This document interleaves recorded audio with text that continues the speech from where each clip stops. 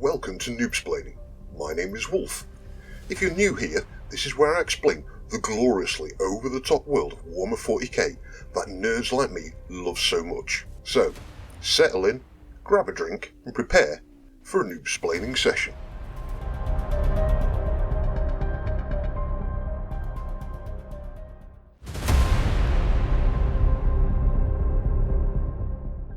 And welcome back everyone. Now, by my reckoning, we're about halfway through the series of the Combat Patrol reviews, what's in the box and what to add next. Now, there's no shout out this week as nobody's emailed me, but if you want a shout out in one of my videos, just email me on the address in the description. Also, let me know what your favourite faction is, and I'll try and save your shout out for when I'm doing a video about them. Shameless plug time, you can also buy me a coffee, which if you want to would be greatly appreciated, but is not required. Now this week we're taking a look at the overall big bad of the Warhammer 40,000 setting. We are of course talking about the Forces of Chaos. Other factions have their brief moment in the limelight as the current bad guys. As the time of recording, it's the Tyrannies in the spotlight, but overall it's always Chaos. Over the next few videos I will be covering each of the Chaos Combat Patrol boxes. So where better to start with the generic Chaos Marines, also better known as Chaos Undivided. Now, in the 40k universe, there is 4 Chaos Gods, each completely different to one another, and each gives its army powerful bonuses both on the tabletop and in the lore. The Chaos armies loyal to Khorne, the blood god of murder and war, get powerful buffs in melee combat. Khornite armies are typically tough, fast-moving, melee-based nutjobs. The followers of Nurgle, the god of decay, spread vile diseases, while they themselves being immune to the most serious side effect of that disease, namely death. They still end up as a bloated and rotting shambling corpse surrounded by carrion flies, but hey, they're still alive. Nurgle armies are slower moving, with more of an emphasis on ranged attacks, and are much more tankier than the rest of the Chaos forces. Tzeentch is the Chaos god of knowledge and power, and grants his forces powerful psychic abilities, or he might just get bored and turn you into a Chaos spawn. That's the kind of shit he'll do. The armies of Tzeentch typically employ a lot of psychic attacks alongside their traditional weaponry, but again are more of a ranged army than a melee one. And Slaanesh is the god of excess, and his/her followers delight in all kinds of debauchery, to the levels that would only excite politicians, Catholic priests, and a member of the British royal family who was on that private island. You know the one I'm talking about. Now, the armies of Slaanesh are typically faster moving and hard hitting, but not quite as tough as their counterparts. So, 4 very different playstyles there. If you can't choose which one of those powerful playstyles you want, well, choose Chaos Undivided, where you get none of them. That's right, jack of all trades, master of none. The Chaos Gods are petty and hate each other, so if your army venerates 2 or more of the Chaos Gods, you're not going to get the full attention of said gods.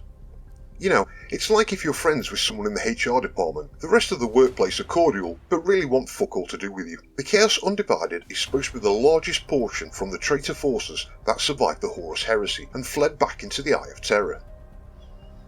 They were mainly kept at bay for around 10,000 years, only emerging in vast black crusades, of which the 13th crusade destroyed the planet of Cadia. Literally, the planet was smashed to pieces.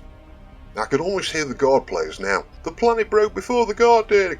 Regardless which broke first, Guard players, your faction failed to defend the most defensible planet in the entire setting, which was complete with its own armada that won awards every year for being the biggest, most deadliest armada in any setting. But Abaddon had Blackstone fortresses, comes the counter-argument. To that I say, Death Star versus a few X-Wings.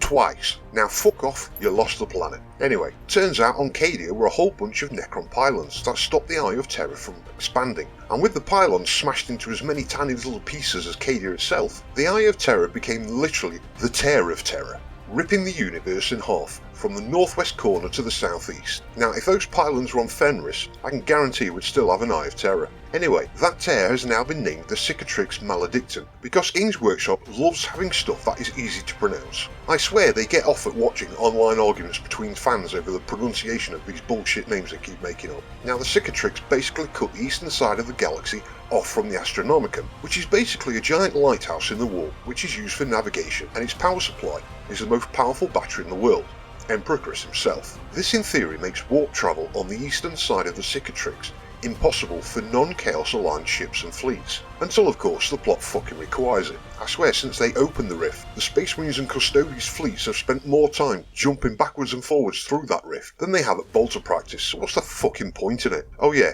it means that Chaos forces now have more places they can move from the warp to invade real space, rather than just the Eye of Terror. Another great example of Games Workshop conveniently ignoring the established lore to suit the narrative. Right, so let's get into what's in this box. So, 1 Dark Apostle with 2 Dark Disciples, 10 Chaos Space Marines, 5 Havoc Marines, and 1 Hellbrew.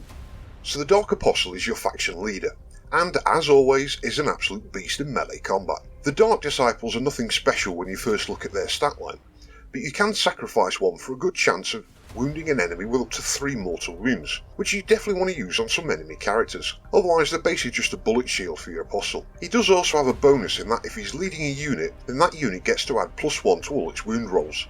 No, his Disciples are not an outside unit, therefore they do not activate this ability, it's only if he's embedded in another unit. Now, the Legionaries are basically a Space Marine tactical squad, with the option of being able to add up to 2 better guns to make them better at anti-infantry or anti-vehicle. Just like their Loyalist counterparts, they are tough with that 3+ save from their power armour and 2 wounds each. Now, you do have the option of replacing their bolters with chainsaws and making them into an assault unit. I would definitely go with this option and embed the Apostle for his buff. Besides, they do way more damage in melee anyway, just like their Loyalist cousins.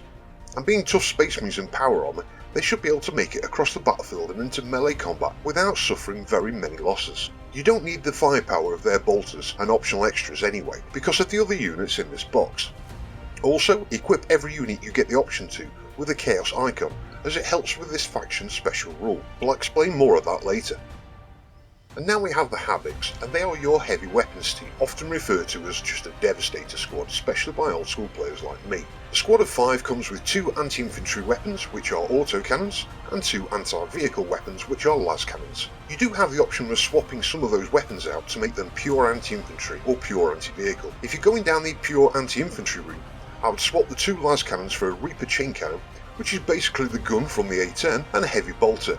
And if you go in anti-vehicle, you swap the 2 autocannons for another las cannon and a missile launcher. They also get stabilisation talents, which means they ignore any modifiers to the hit roll or ballistic skill of that weapon. That is optional, so obviously if it's a bonus, take the modifier. If it's a negative, just ignore it. Also, none of the weapons have the keyword heavy, which means they can move and shoot just like normal infantry. As far as I'm aware, no other Devastator squad has this ability. Oh, the squad leader has a flamer, so fuck that thing off for a melter gun or a plasma gun. And finally, we have our Hellbrew, which is a Chaos Dreadnought. And just look at this thing. It's a fucking glorious yet terrifying abomination of a model. Armed with a missile launcher, and a multi-melter, and a close combat weapon, this thing can shoot the fuck out of anything, and then smash the fuck out of anything that survived. And that's exactly how you should use it. So, this faction's special rule is its Dark Pacts ability, which means any unit with a Heretic Astartes keyword, which is pretty much all of them, can at the start of each time it is selected to shoot or fight, it can make a Dark Pact, and give the unit the keyword Lethal Hits or Sustained Hits 1. Now, if the model is within 6 inches of the Hellbrew, it gets both keywords, so keep your Havocs close to the Hellbrew. The unit then has to make a leadership test.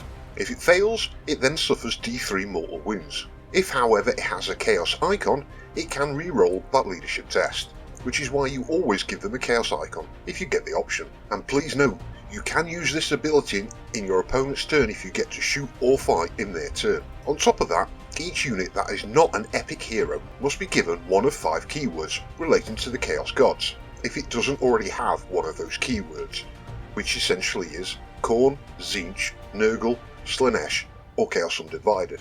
Each will give it an additional buff when it makes a Dark Pact. Couple of minor restrictions on it though. If you're going to embed a character in a unit, they must both have the same keyword. You can't give a character the keyword Tzeentch and then embed them in a Nurgle unit, as they would just scratch each other's eyes out. And also, you can't give a Psyker the Khorne keyword, as the miserable bastard hates magic tricks. Basically though, the Khorne keyword buffs the Lethal Hits Dark Pact in melee, Slaanesh buffs Sustained Hits in melee, Tzeentch and Nurgle do the same thing, but in the shooting phase, and the Chaos Undivided allows you to re-roll hits of 1. So, how to use this combat patrol box? Well, absolutely nothing specialist here, just move the legionaries and the apostle into melee combat as quickly as you can. You use the havocs to put big holes in everything, preferably vehicles, characters, heavy infantry and light infantry in that order of priority, and then let the Hail Brute do a Bruce Banner special and smash the fuck out of anything it gets too close to. As for the keywords, give the Marines and the Apostle either Khorne, Slaanesh or Chaos, but remember they all must be the same, and the Havocs either Tzeentch or Nurgle or Chaos Undivided, depending which buff looks best to you, and the Hell Brute can have any of the keywords he wants. Overall, this is a board-wiping army, not one to set on objectives for the technical victory. You want to get your range units to pummel the fuck as much as you can until your melee units are ready to get into combat and eviscerate what survived. Then mop up what's left, which, in theory, shouldn't be much. And that Hell Brute can certainly take it and dish it too, so don't be afraid to get it mixed up in the thickest of fighting, whether that be shooting or in melee combat. So what to add next? Well, let's get the obvious one out of the way. A Land Raider. And, say it with me folks, because Land Raiders are fucking cool. Now, this army has options for many types of cultists, beastmen and traitor guardsmen, but just don't bother as they're fucking crap. If it's infantry and not wearing power or terminator armour, forget it exists. Now, there's quite a few named characters to choose from, and although Abaddon gets a lot of hate for being a useless footwit in the lore, on the tabletop he does have a very impressive stat line, so possibly worth looking at. However, you might get laughed at your local games club. However, Vashtor's stat line is absolutely obscene, and he will wreck pretty much anything. The Demon Prince as well is also a fucking unit, and because it's not a named character, you can include up to 3 of them in your army. Now, as for infantry units for increased firepower, you want more Havocs, Noise Marines and Terminators, and for melee infantry you want Possessed Marines, Raptors and Warp Talons. Now, if you want some really tough tanky units, then go for Chosen Marines over the normal Marine Legionnaires, and Obliterators over Terminators. Vehicle-wise, the Defiler looks fucking amazing, as it's basically a Spider Dreadnought on steroids with a very bad attitude. To be fair, everything in this army that isn't a cultist, beastman or traitor guardsman seems to be slightly more powerful than its loyalist counterpart, and you can make your army a good balance between melee and ranged, or go completely one way or the other.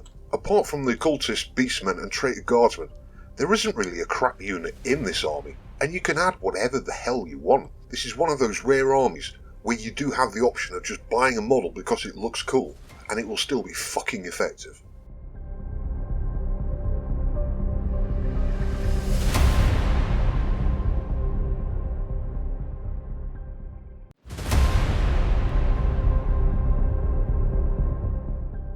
And there we have it folks, that brings us to the end of another video. If you made it this far, thank you very much. If you would like a shout out in one of my videos, then just email me on the email address in the description. Also, please check out my links for Baron of Dice and Element Games, and if you really want, you can buy me a coffee. In the meantime, please like, subscribe and share this video with someone who could do with some Noob-Splaining in their life.